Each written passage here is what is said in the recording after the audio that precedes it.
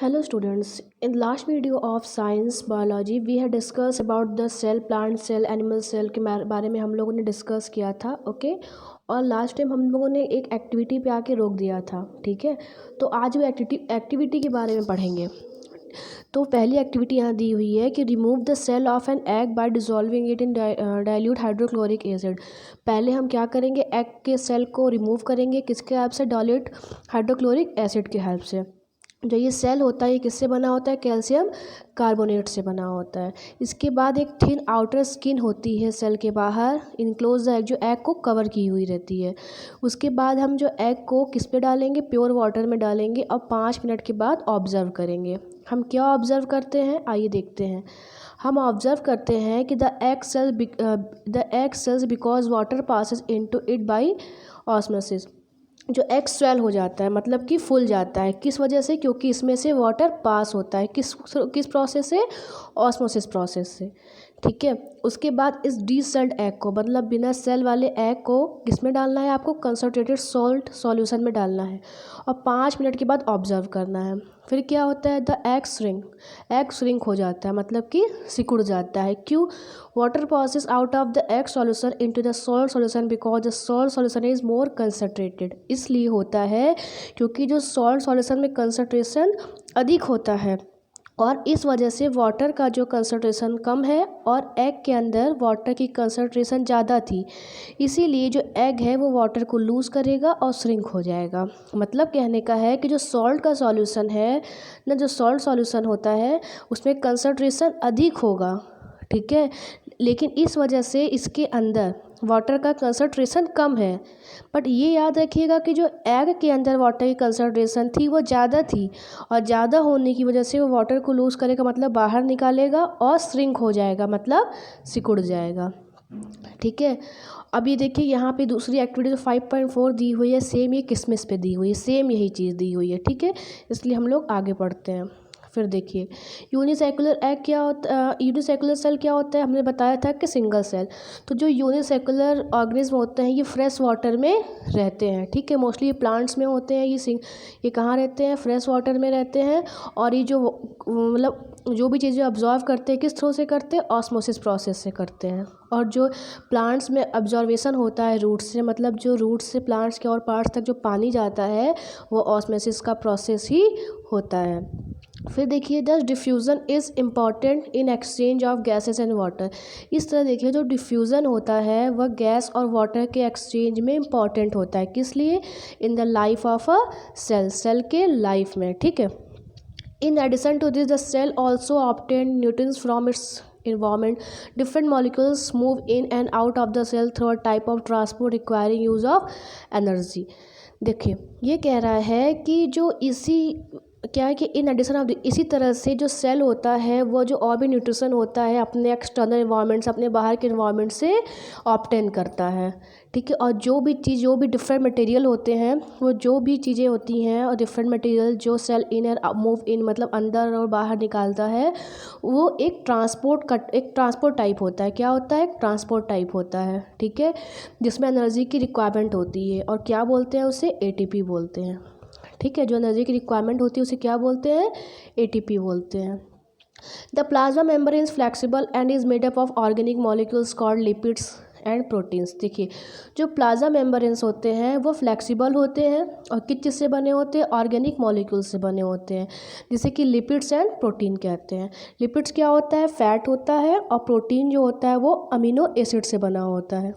Okay, however we can observe the structure of the plasma membrane only through electron microscope.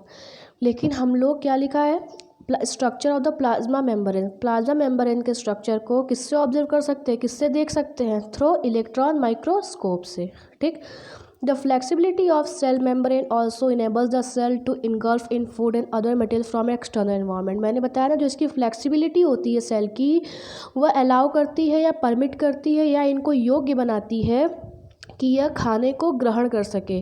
कहाँ से, अपने external environment से। इस process को क्या बोलते हैं, इंडोसाइटोसिस बोलते हैं। इंडोसाइटोसिस बोलते हैं। देखिए इंडोसाइटोसिस क्या होता है, मैं आपको एक बार हिंदी में बताती हूँ।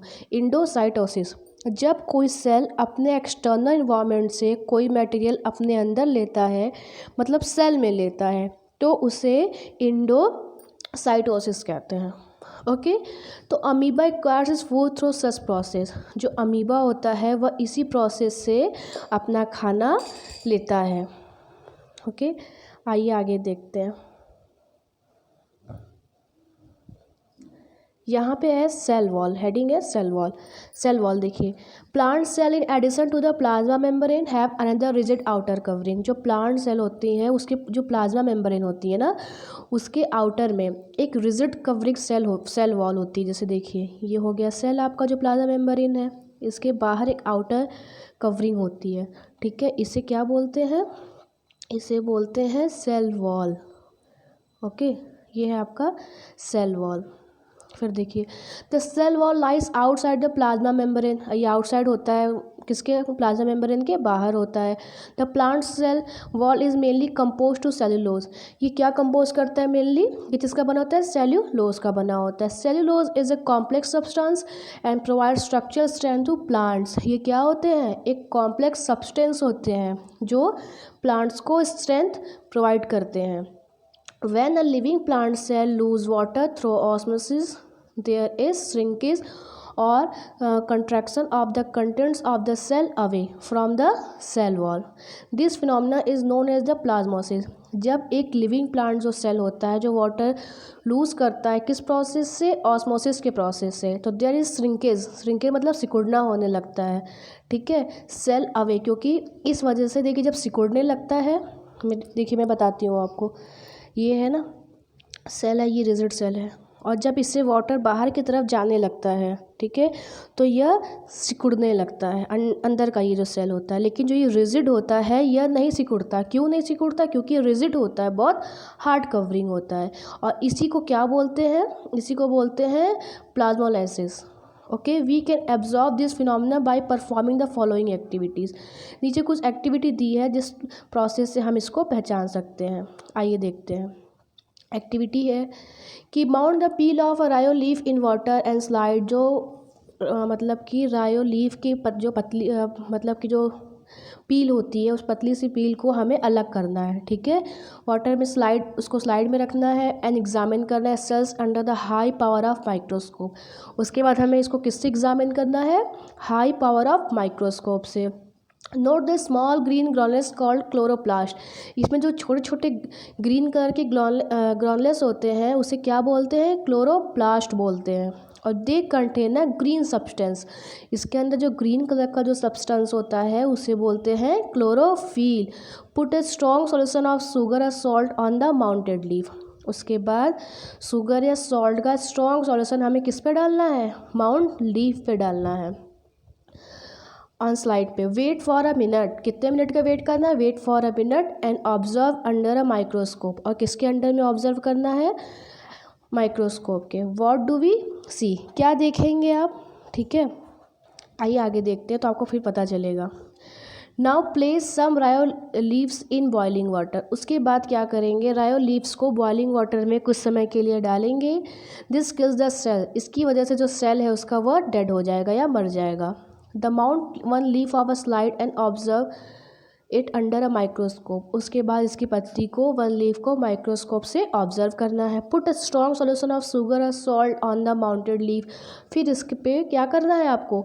शुगर और सॉल्ट का जो स्ट्रॉन्ग सॉल्यूशन होगा डालना है। Wait for a minute and observe it again. फिर से इसको ऑब्जर्व करिए कि क्या होता है। यहाँ कहने का अर्थ ये है कि जब आपका ये जब प्लांट जब सेल होता है, जब डेड नहीं होता, तो ये डेड ना होने की वजह से सिकुड़ता नहीं है, ठीक है। लेकिन अगर डेड हो जाता है तो ये बहुत जल्दी सिकुड़ जाता है। आया समझ में? जैसे अभी दूसरे प्रोसेस में क्या हुआ कि ये क्या हो गया था? सेल डेड हो चुका था, ये ना सेल डेड हो चुका था तो ये सिकुड़ने लगेगा। लेकिन जब डेड नहीं होगा तो ये सिकुड़ता नहीं है। आगे देखिए, आगे है कि what do we infer from this activities, हमने क्या सीखा। It appears that only living cell and not cell are able to absorb water by osmosis. मैंने बताया ना कि सिर्फ लिविंग सेल ही, न कि डेड सेल एबल होते हैं वाटर को एब्जॉर्ब करने के लिए बाय ऑस्मोसिस। किस प्रोसेस से? ऑस्मोसिस के प्रोसेस से। मीन्स अगर जो सेल है वो लिविंग सेल है तभी वो एब्जॉर्ब कर सकेगा वाटर को। किस प्रोसेस से? ऑस्मोसिस के प्रोसेस से। लेकिन सेकंड प्रोसेस में जब हमने उसको बॉयल कर लिया तो सेल डेड हो गया, तो वाटर एब्जॉर्ब नहीं करेगा। आगे देखिए, cell walls permit the cell of plants, fungi and bacteria to withstand very dilute. देखिए, जो सेल का वॉल होता है, हाँ, वो प्लांट के सेल को, फंगी के सेल को, बैक्टीरिया के सेल को सपोर्ट करता है कि मतलब कि high dilute of hypertonic liquid में भी ये स्टैंड कर सके बिना ब्लास्ट किए। मतलब जब भी हाइपरटोनिक एक्सटर्नल मीडिया में सेल को डाला जाता है तो सेल ऑस्मोसिस की मदद से वाटर को गेन कर लेता है, ठीक है, और इसमें ब्लास्ट ये नहीं होता है, विदाउट बर्स्टिंग, मतलब ब्लास्ट नहीं होता है। In such media the cells tend to take up water by osmosis. इस मीडिया में क्या होता है, सेल क्या होता है, वाटर को किस थ्रू से लेता है, ऑस्मोसिस के थ्रू लेता है। द सेल स्वेल्स, सेल क्या हो जाते हैं, स्वेल हो जाते हैं, building up pressure against the cell wall. देखिए, जो सेल होता है वो स्वेल हो जाता है, इस वजह से वह बिल्ड करता है क्या, प्रेशर, किसके अगेंस्ट, सेल वॉल के अगेंस्ट। और जो वॉल होता है वो भी इक्वल प्रेशर करता है किसके अगेंस्ट, स्वेलन सेल के अगेंस्ट। फिर से देखिए, जब स्वेलन सेल जो होता है वह सेल वॉल के अगेंस्ट प्रेशर लगाता है, और सेल वॉल जो है वह स्वेलन सेल, जो ये जो वॉल रहेगा यह स्वेलन सेल के अगेंस्ट प्रेशर लगाएगा। Because of their walls such cells can withstand much greater change in the surrounding medium than animal cell. जो प्लांट्स के सेल होते हैं वो एनिमल्स के सेल्स की अपेक्षा, ठीक है, अधिक समय तक एक्सटेंड कर सकते हैं, मतलब स्टैंड रह सकते हैं, ब्लास्ट नहीं होते हैं। प्लांट सेल हाइपरटोनिक मीडियम में ज़्यादा देर तक स्टैंड कर सकते हैं, जबकि एनिमल सेल ब्लास्ट हो जाते हैं। ओके स्टूडेंट्स, तो ये टॉपिक यहीं पे कंप्लीट हुआ और हमारा नेक्स्ट टॉपिक होगा नेक्स्ट वीडियो में। तब तक के लिए बाय बाय। आप लोग पढ़िए और रिवाइज करिए।